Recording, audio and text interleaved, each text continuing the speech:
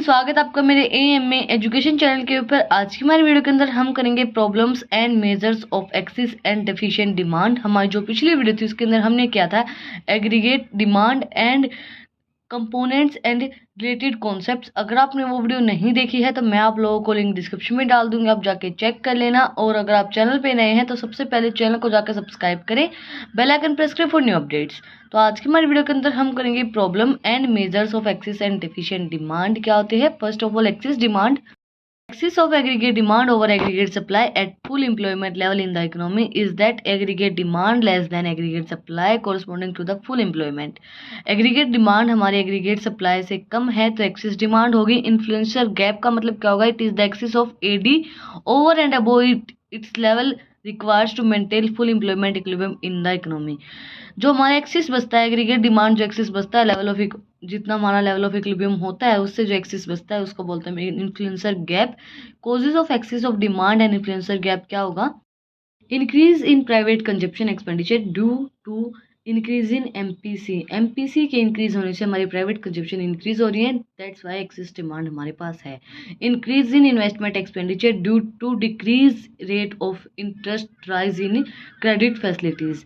हमारी investment expenditure क्यों increase हो रहे हैं? क्योंकि हमारा जो रेट है वो डिक्रीज हो रहा है, तो दैट्स वाई एक्सेस डिमांड है हमारे पास।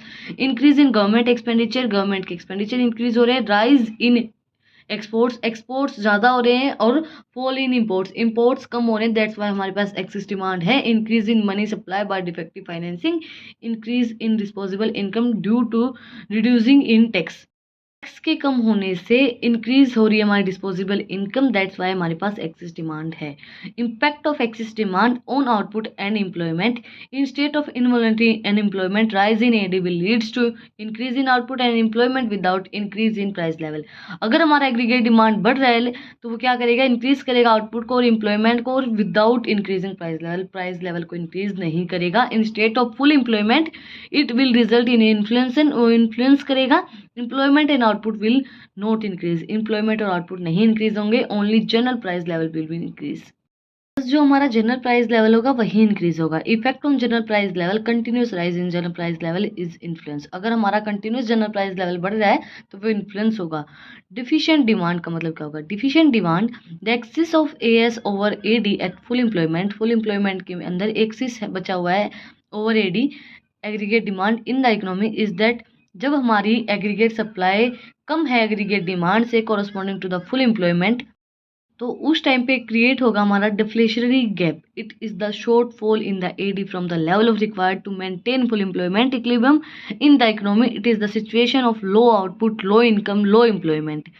डिफ्लेशनरी गैप वो होता है जिसके अंदर शॉर्ट फॉल होता है AD from the level of, मतलब फुल एम्प्लॉयमेंट की स्टेज पे हम नहीं पहुंचे हैं उस टाइम पे।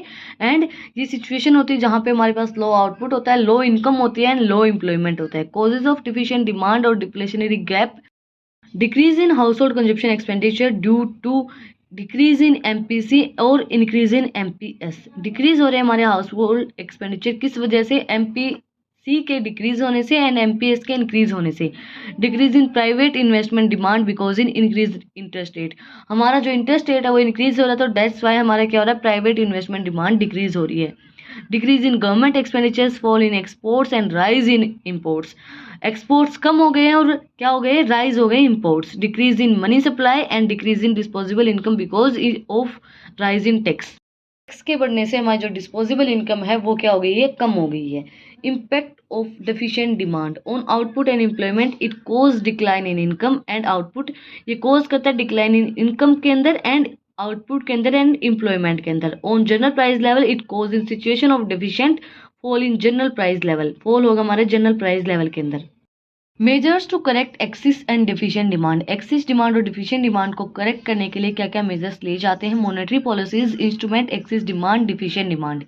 क्या क्या इंस्ट्रूमेंट्स है? Bank rate, open market operations, cash reserve ratio, security liquidity ratio, marginal requirements and rationing of credit. First of all, bank rate के अंदर एक्सिस डिमांड है तो इंक्रीज होगा bank rate, and deficient demand है तो decrease होगा।